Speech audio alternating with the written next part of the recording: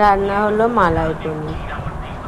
দেখো এখানে পনিরের টুকরো করে নেওয়া হয়েছে, এখানে মগজ আর একটু পোস্ত বেটে নেওয়া হয়েছে, এখানে তোমার আদা জিরে এসব বাটা হয়ে গেছে, এখানে নিয়েছে দুধ, টমেটো, ক্যাপসিকাম আর মালাই নেওয়া হয়েছে। আর এখানে নিয়েছে ফোড়নের জন্য নেওয়া হয়েছে, ওখানটা করে তোমার এই যে এখানটা ফোড়নের জন্য নিয়েছি দারচিনি, কাঁচা শুকনো লঙ্কা, তেজপাতা, জিরে নেওয়া হয়ে গেছে এখানটা করে।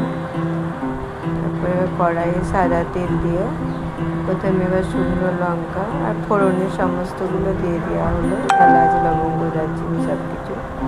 ক্যাপসিকামগুলো দিয়ে দেওয়া হলো কড়াইয়ের মধ্যে, টমেটো, ক্যাপসিকাম সব দিয়ে হলো। এবার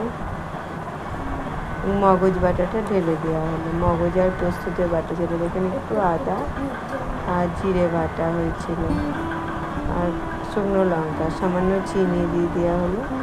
আর মালাইটা ঢেলে দেওয়া হচ্ছে।